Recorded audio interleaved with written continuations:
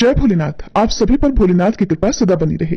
जब देवी पार्वती ने भगवान शिव से अपने माता पिता से उनका हाथ मांगने के लिए कहा, तब भगवान शिव उनसे कहने लगे कि वे कभी भी दो शब्द नहीं कह सकते, वे किसी से भी याचना नहीं कर सकते। उसके बाद देवी पार्वती से उन्होंने जो कुछ कहा उसका वृतांत अब आप सुनिए। प्लीज दोस्तों वीडियो को लाइक करे, शेयर करे एंड सब्सक्राइब करे।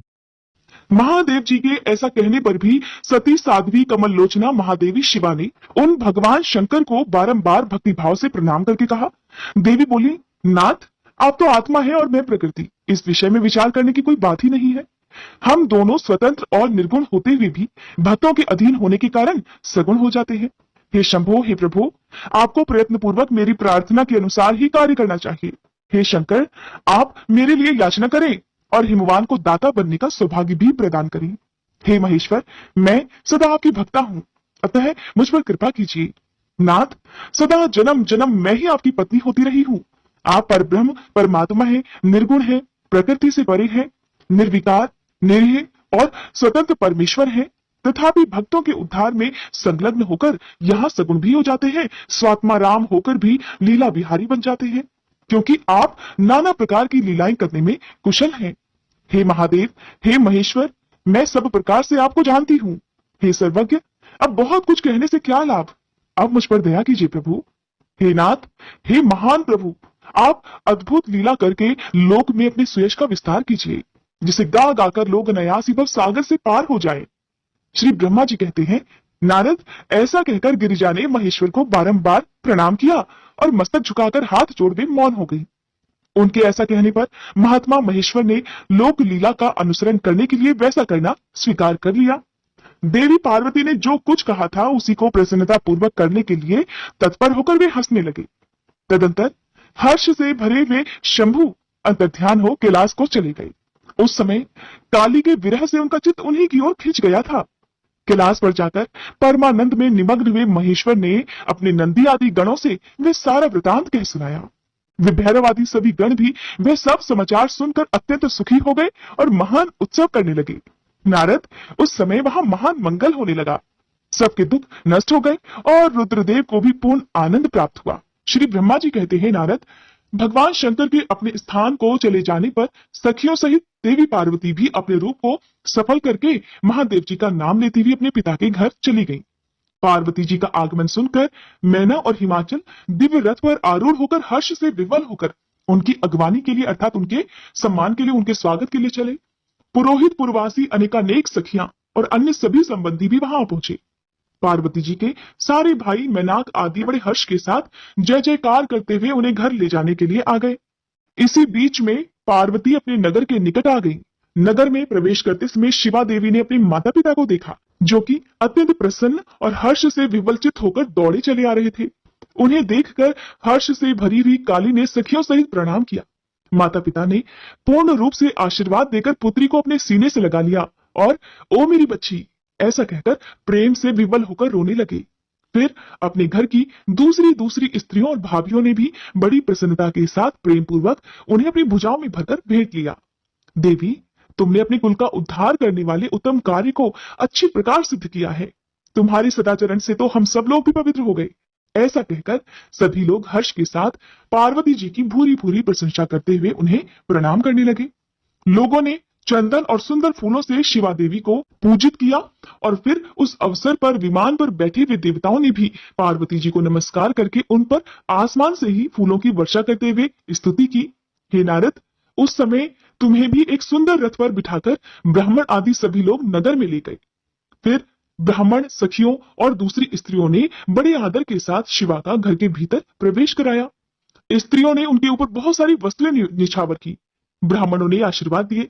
मुनीश्वर, पिता हिमवान और माता मेनका को बड़ी प्रसन्नता हुई।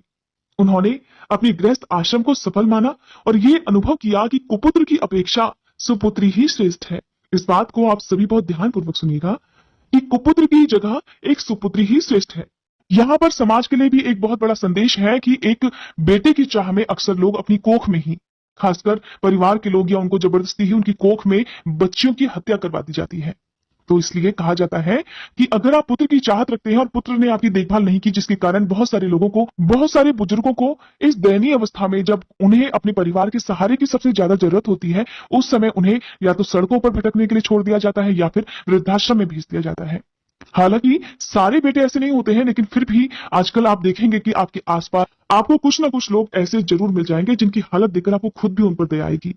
तो सबसे पहले जरूरी है कि अपने घर में अपने बच्चों को सही शिक्षा देना, चाहे वो बेटा हो या बेटी हो। कई बार गलतियां बेटियों की भी हो जाती है, पता नहीं यहाँ पर ये बात आपको मेरी पसंद आएगी कि नहीं आएगी, लेकिन देखिए, ताली कभी एक हाथ से नहीं बजती है। अगर हम बेटों को और बेटियों को भी अच्छी शिक्षा देंगे तो बेटी जिस घर में जाती है उस घर में कभी बर्बादी नहीं हो सकती, उस घर में बुजुर्गों का कभी अपमान नहीं हो सकता। ठीक वैसे ही अगर बेटों को अच्छी शिक्षा दी जाए, अच्छे संस्कार दिए जाए, तो बेटे भी कभी अपने माँ बाप को बुजुर्गावस्था में कभी भी वृद्धाश्रम नहीं भेजेंगे। देवी पार्वती की गई तपस्या की सफलता सुनकर उनके माता पिता कितने प्रसन्न हुए, इस बात का वर्णन तो आप इस अध्याय में सुन ही रहे हैं। जब उनकी जो आसपास की स्त्रियां थी, सब ने अपनी अपनी प्रिय वस्तुएं देवी पर निछावर की, तो ब्राह्मणों ने भी उन्हें आशीर्वाद दिए। पिता हिमवान और माता मेनका को तो बहुत ही प्रसन्नता हुई। जाहिर सी बात है, जिनकी पुत्री ने साक्षात भगवान महादेव का वरण कर लिया हो, उन्हें प्रसन्नता क्यों नहीं होगी। उन्होंने अपने गृहस्थ आश्रम को सफल मानकर यह अनुभव किया कि कुपुत्र की अपेक्षा सुपुत्री ही श्रेष्ठ है। गिरिराज ने ब्राह्मणों और बंदीजनों को ढेर सारा धन दिया और ब्राह्मणों से अपने घर पर मंगल पाठ करवाया। हे मुने, इस प्रकार पार्वती जी के साथ हर्ष भरे माता पिता, भाई तथा भाभियां भी घर के आंगन में प्रसन्नता पूर्वक बैठी। फिर हिमवान प्रसन्न चित्त से सभी का आदर सत्कार करके गंगा स्नान के लिए गए। अब यहाँ पर भी शंभु ने जो लीला रचाई उसका वर्णन भी सुनिए। जब बीच में ही सुंदर लीला करने वाले भक्त वत्सल भगवान शंभु एक अच्छा नाचने वाला नट बनकर मेनका के पास आ गए। उन्होंने बाएं हाथ में सींग और दाहिने हाथ में डमरू ले रखा था। पीठ पर उन्होंने कथरी रख छोड़ी और लाल वस्त्र पहने वे भगवान रुद्र नाच और गान में अपनी निपुणता का परिचय दे रहे थे। सुंदर नट का रूप धारण किए हुए भगवान शिव ने मेनका के पास बैठी हुई स्त्रियों की टोली के पास में जाकर बड़ा सुंदर नृत्य किया और अत्यंत मनोहर नाना प्रकार के गीत भी गाए। उन्होंने वह सुंदर ध्वनि करने वाले कई प्रकार के शंख और डमरुओं को भी बजाया तथा नाना प्रकार की बड़ी मनोहारिणी लीलाएं भी की। नटराज की उस लीला को देखने के लिए नगर के सभी स्त्री पुरुष और बालक वृद्ध भी सहसा वहां पहुंचे। मुने, उस सुमधुर गीत को सुनकर और उस पर भी उस उत्तम मनोहर नृत्य को देखकर वहां आए हुए सभी लोग तत्काल मोहित हो गए।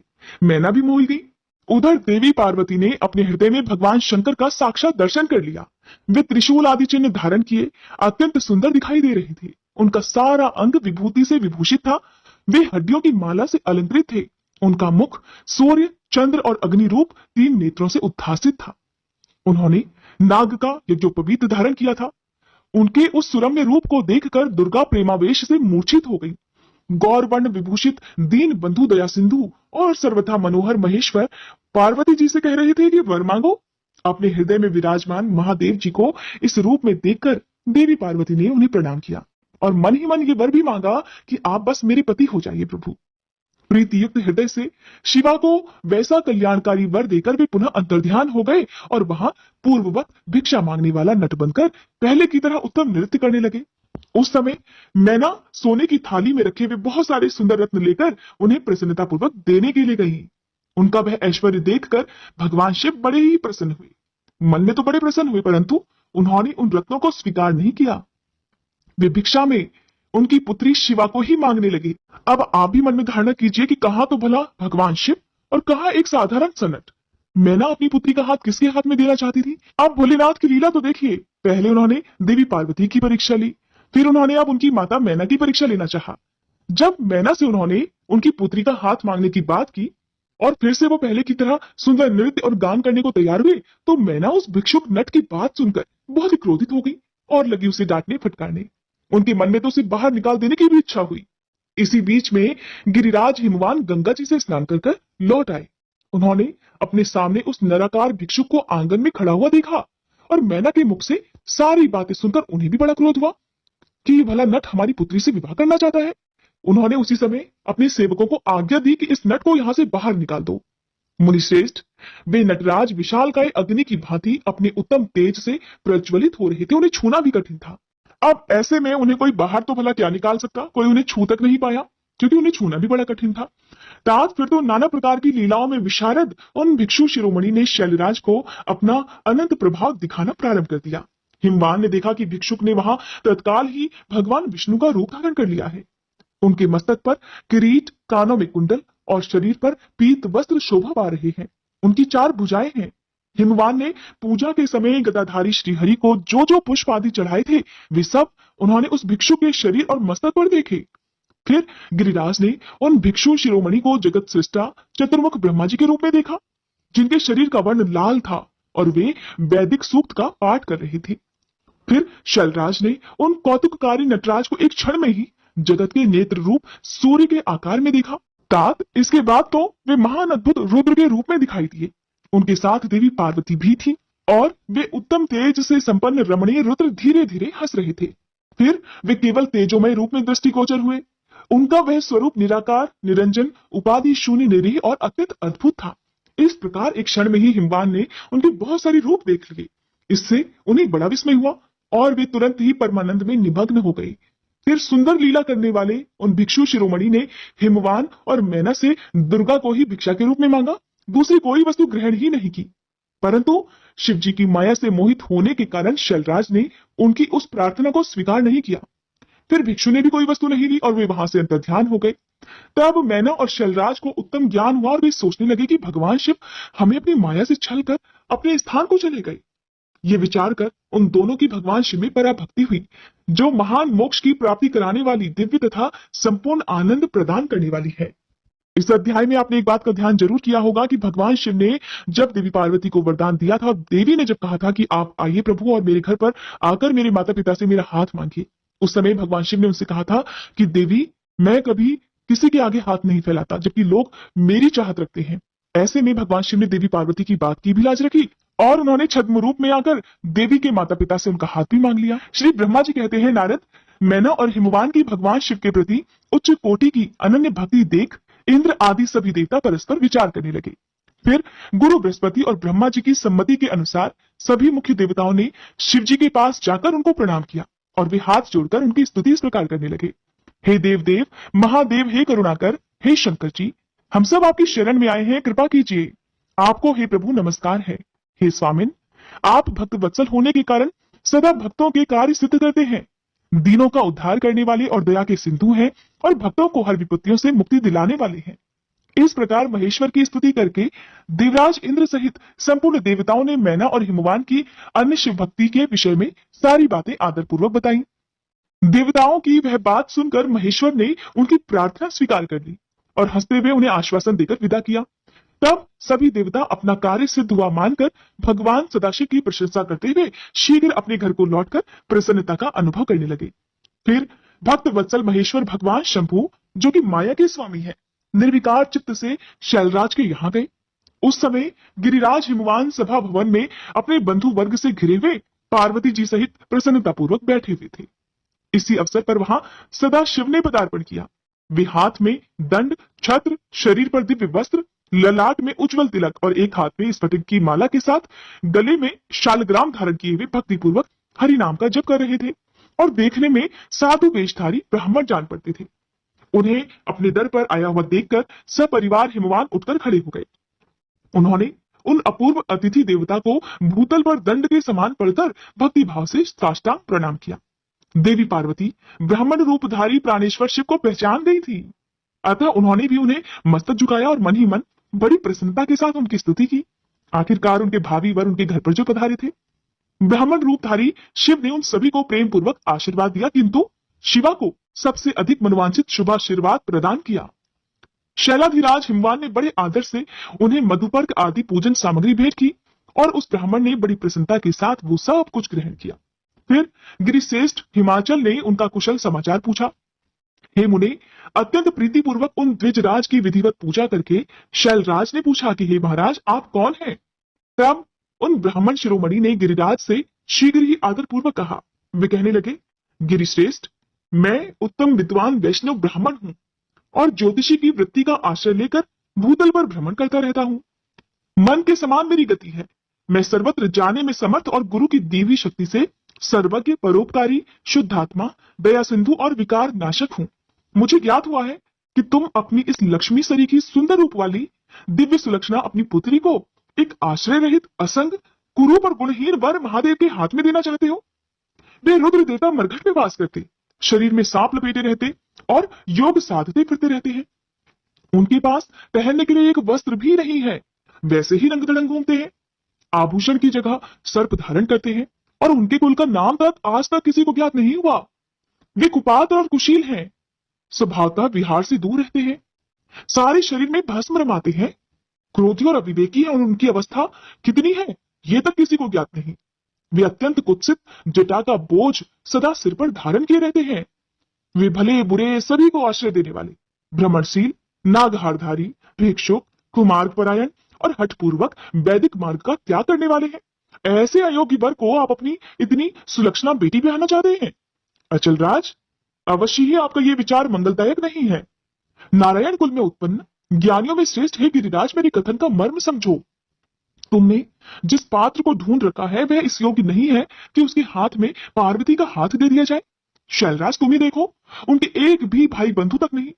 तुम तो बड़े बड़े रत्नों की खान हो, किंतु उनके घर में भूजी भांग भी नहीं है और वे सर्वथा निर्धन है।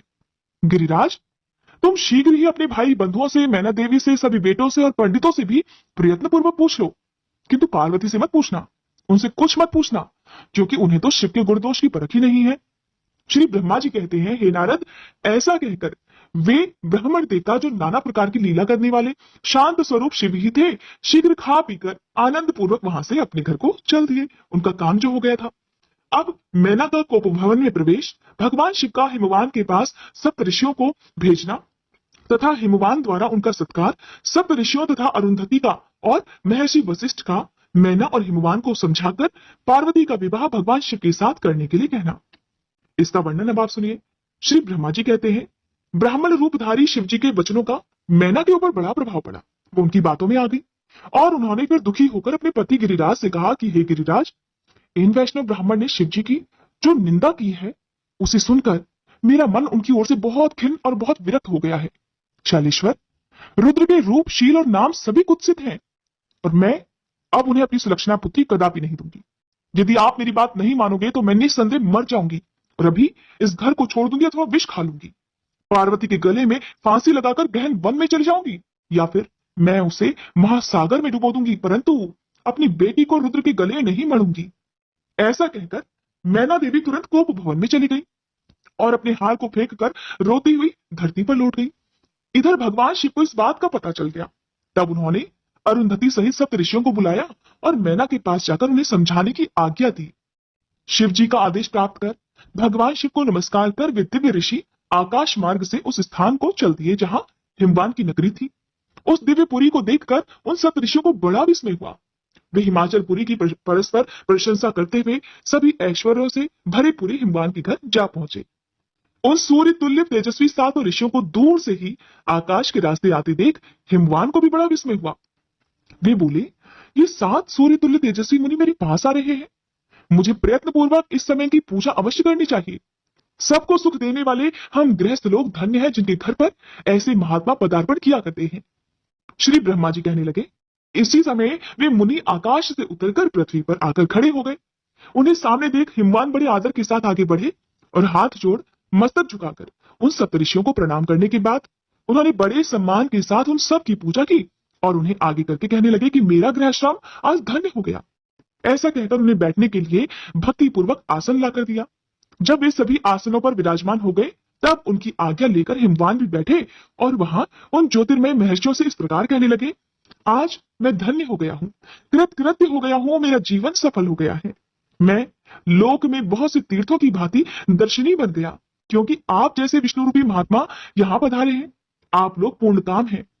हम तीनों के घरों में आपका भला क्या काम हो सकता है? फिर भी मुझ सेवक के योग्य यदि कोई भी कार्य है तो हे प्रभु, हे मुनिवरों, आप कृपा पूर्वक उसे अवश्य कहिए। उसे पूर्ण करने से तो मेरा जीवन सफल हो जाएगा। तब ऋषिगण कहने लगे, शैलराज, भगवान शिव को जगत का पिता कहा गया है और शिवा को जगन माता कहा गया है, अतः तुम्हें महात्मा शंकर को अपनी कन्या दे देनी चाहिए। हिमालय, ऐसा करके तुम्हारा जन्म सफल हो जाएगा और तुम जगत गुरु के भी गुरु हो जाओगे, इसमें कोई संशय नहीं। मुनीश्वर, सप्त ऋषियों का ये वचन सुनकर हिमवान ने दोनों हाथ जोड़ उन्हें प्रणाम करके इस प्रकार कहा, महाभाग सप्त ऋषियों, आप सभी ने जो बात कही है उसे शिव की इच्छा से तो मैंने पहले से ही मान रखा था, किंतु प्रभु, इन दिनों एक वैष्णव धर्मी ब्राह्मण ने आकर भगवान शिव के प्रति प्रसन्नतापूर्वक बहुत सारी उल्टी बातें बताई हैं। तभी से शिवा की माता का ज्ञान भ्रष्ट हो गया है और वे अपनी बेटी का विवाह उस योगी रुद्र के साथ करना ही नहीं चाहती। हे ब्राह्मणों, वे बड़ा भारी हट करके मैले कपड़े पहन कोप भवन में चली गई है और समझाने पर भी समझ नहीं रही। मैं भी उस वैष्णव ब्राह्मण की बात सुनकर ज्ञान भ्रष्ट हो गया हूँ। आपसे सच कहता हूँ, भिक्षुक रूपधारी महेश्वर को बेटी देने की मेरी भी अब इच्छा नहीं रही। श्री ब्रह्मा जी कहते हैं, नारद, मुनियों के बीच में बैठे हुए शैलराज शिव की माया से मोहित होकर उपर्युक्त बात कहकर चुप हो गए। तब उन सभी सप्तर्षियों ने शिव की माया को समझ लिया और प्रशंसा करके मेनका के पास अरुंधति को भेजा। पति की आज्ञा पाकर ज्ञानदायिनी अरुंधति देवी तुरंत उस घर में गई, उस कोप भवन में गई जहां मैना और पार्वती थी। जाकर उन्होंने देखा कि मैना तो शोक से आकुल होकर पृथ्वी पर पड़ी है। तब उन साध्वी देवी ने बड़ी सावधानी के साथ मधुर और हितकर बात कही। अरुंधति बोली, हे साध्वी रानी मेनके, उठो, मैं अरुंधति तुम्हारे घर में आई हूँ और दयालु सप्तऋषि भी पधारे हैं। अरुंधति का स्वर सुनकर मेनका शीघ्र धरती से उठ गई और लक्ष्मी जैसी तेजस्विनी उन पतिव्रता देवी के चरणों में मस्तक रखकर बोली, अहो, हम पुण्य जन्मा जीवों को आज ही किस पुण्य का फल मिला है कि हमारे इस घर में जगत सृष्टा ब्रह्मा जी की पुत्र वधू और महर्षि वशिष्ठ की पत्नी पधारी है। देवी, आप किस लिए आई हैं, ये मुझे बताइए। मैं और मेरी पुत्री आपकी दासी के समान है, आप हम पर कृपा कीजिए। मेनका के ऐसा कहने पर साध्वी अरुंधति ने उनको बहुत अच्छी तरह समझाया बुझाया और उन्हें साथ ले वे प्रसन्नतापूर्वक उस स्थान पर आई जहां वे सप्तऋषि विद्यमान थे। सप्तऋषि बातचीत में बड़े निपुण थे। उन सभी ने भगवान शिव के युगल चरणार बिंदुओं का स्मरण करके शैलराज को समझाना आरंभ किया। ऋषिगण इस प्रकार कहने लगे, शैलेंद्र, हमारा शुभ कारक वचन सुनो। तुम पार्वती का विवाह शिव के साथ कर दो और संहार करता रुद्र के ससुर हो जाओ। शंभु तो सर्वेश्वर हैं, वे किसी से याचना नहीं करते। स्वयं श्री ब्रह्मा जी ने भी तारकासुर के विनाश के लिए एक वीर पुत्र उत्पन्न करने के उद्देश्य को लेकर भगवान शिव से ये प्रार्थना की है कि वे अब विवाह कर लें। भगवान शंकर तो योगियों के शिरोमणि हैं, वे विवाह के लिए कतई उत्सुक नहीं है। केवल श्री ब्रह्मा जी की प्रार्थना से ही वे महादेव तुम्हारी कन्या का पाणी ग्रहण करेंगे। तुम्हारी पुत्री ने जब तपस्या की थी उस समय उनके सामने उन्होंने इससे विवाह की प्रतिज्ञा कर ली थी और अब केवल उन्हीं दो कारणों से भगवान शिव विवाह करेंगे। ऋषियों की ये बात सुनकर हिमालय हंस पड़े और फिर कुछ भयभीत होकर विनयपूर्वक बोले। हिमालय ने कहा, मैं शिव के पास कोई भी राजोचित सामग्री नहीं देखता हूँ मुनिवर। उनका ना कोई घर है, न ऐश्वर्य है और न कोई स्वजन या बंधु बांधव ही है। मैं अत्यंत निर्लिप्त योगी को अपनी बेटी नहीं देना चाहता। आप लोग वेद विधाता ब्रह्मा जी के पुत्र हैं, अतः आप निश्चित विचार कीजिए और कहिए, जो पिता काम से, मोह से, भय से अथवा लोभ से किसी अयोग्य वर के हाथों में अपनी कन्या दे देता है, वह मरने के बाद घोर नरक में जाता है। अतः मैं स्वेच्छा से भगवान शूलपाणी को अपनी कन्या नहीं दूंगा। इसलिए महर्षियों, जो उचित विधान हो उसे आप लोग कीजिए। नारद, हिमाचल के इस वचन को सुनकर बातचीत करने में निपुण महर्षि वशिष्ठ ने उनसे इस प्रकार कहा। वशिष्ठ कहने लगे, शैलेश्वर, मेरी बात सुनो। ये सर्वथा तुम्हारे लिए हितकारक, धर्म के अनुकूल, सत्य तथा इस लोक और परलोक में सुखदायक है। शैलराज, लोक तथा वेद में 3 प्रकार के वचन उपलब्ध होते हैं। शास्त्र के पुरुष अपनी निर्मल ज्ञान दृष्टि से उन सब प्रकार के वचनों को जानता है। एक तो वह वचन है जो तत्काल सुनने में बड़ा प्रिय लगता है, बड़ा सुंदर लगता है, परंतु अपने पीछे वह बड़ा ही असत्य और अहितकारक सिद्ध होता है। बहुत सारी ध्यान देने वाली बातें इस अध्याय में है, आप सभी ध्यानपूर्वक सुनिएगा। ऐसा वचन बुद्धिमान शत्रु ही कहता है और उससे कभी किसी का हित नहीं होता। दूसरा वचन वो है जो आरंभ में तो अच्छा नहीं लगता, उसे सुनकर अप्रसन्नता होती है, नाराजगी हो सकती है, परंतु परिणाम में वह सुख देने वाला होता है, जिसे कटु सत्य भी कहते हैं। और इस तरह का वचन कहकर दयालु धर्मशील बंधु बांधव ही कर्तव्य का बोध कराता है। तीसरी श्रेणी का वचन वो है जो सुनते ही अमृत के समान मीठा लगता है और सभी काल में सुख देने वाला होता है। सत्य ही उसका सार होता है, इसलिए वह हितकारक होता है। ऐसा वचन सबसे श्रेष्ठ और सभी के लिए अभीष्ट है। शैलराज, इस तरह नीति शास्त्र में 3 प्रकार के वचन कहे गए हैं। इन तीनों में तुम्हें कौन सा वचन अभीष्ट है, बताओ, मैं तुम्हारे लिए वैसा ही वचन कहूंगा। भगवान शंकर संपूर्ण देवताओं के स्वामी है, उनके पास बाह्य संपत्ति नहीं है। इसका कारण यह है कि उनका चित्त एकमात्र ज्ञान के महासागर में मग्न रहता है। जो ज्ञानानंद स्वरूप और सभी के ईश्वर हैं, उन्हें लौकिक बाह्य वस्तुओं की क्या इच्छा होगी। गृहस्थ पुरुष राज और संपत्ति से सुशोभित होने वाले वर को अपनी पुत्री देता है। क्योंकि किसी दीन दुखी को कन्या देने से पिता कन्याघाती होता है, उसे कन्या के वध का पाप लगता है। कौन जानता है कि भगवान शंकर दुखी है? कुबेर जिनके किंकर हैं, जो अपनी भ्रूभंग की लीला मात्र से संसार की सृष्टि और संहार करने में समर्थ है, उन्हें गुणातीत परमात्मा और प्रकृति से परे परमेश्वर कहा जाता है। सृष्टि पालन और संहार करने वाली जिनकी त्रिविध मूर्ति ही ब्रह्मा विष्णु और हर नाम धारण करती है, उन्हें कौन निर्धन अथवा कौन दुखी कह सकता है? ब्रह्मलोक में निवास करने वाले ब्रह्मा, क्षीर सागर में रहने वाले श्री हरि तथा कैलाशवासी हर, ये सब शिव की ही विभूतियां हैं। शिव से प्रकट हुई प्रकृति भी अपने अंश से 3 प्रकार की मूर्तियों को धारण करती है। जगत में लीला शक्ति से प्रेरित होकर वह अपनी कला से बहुत सा रूप धारण करती है। समस्त वांग्मय की अधिष्ठात्री देवी वाणी उनके मुख से प्रकट हुई है और सर्वसम्मत स्वरूपिणी लक्ष्मी वक्ष स्थल से आविर्भूत हुई है। और शिवा ने देवताओं के एकत्र हुए तेज से अपने को प्रकट किया था। संपूर्ण दानवों का वध करके देवताओं को स्वर्ग की लक्ष्मी प्रदान की थी। देवी शिवा कल्पांतर में दक्ष की पत्नी के उदर से जन्म ले सती नाम से प्रसिद्ध हुई और हर को उन्होंने पति के रूप में प्राप्त किया। दक्ष ने स्वयं ही भगवान शिव को अपनी पुत्री दी थी।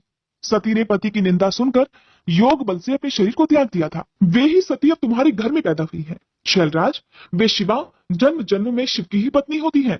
प्रत्येक कल्प में बुद्धि रूपा दुर्गा ज्ञानियों की श्रेष्ठ माता होती है। ये सदा सिद्ध सिद्धदायिनी और सिद्ध रूपिणी है। भगवान हर चिता भस्म के रूप में सती के अस्थि चूर्ण को ही स्वयं प्रेम पूर्वक अपने अंगों में धारण करते हैं। अतः हे गिरिराज, तुम स्वेच्छा से ही अपनी मंगलमयी कन्या को भगवान हर के हाथों में दे दो। यदि तुम नहीं दोगे तो वह स्वयं प्रियतम के स्थान में चली जाएंगी। देवेश्वर शिव तुम्हारी पुत्री का अनंत क्लेश देखकर ब्राह्मण के रूप में इसकी तपस्या के स्थान पर आए थे और इसके साथ विवाह की प्रतिज्ञा करके इसे आश्वासन और वर देकर अपने आवास स्थान को वापस लौट गए थे।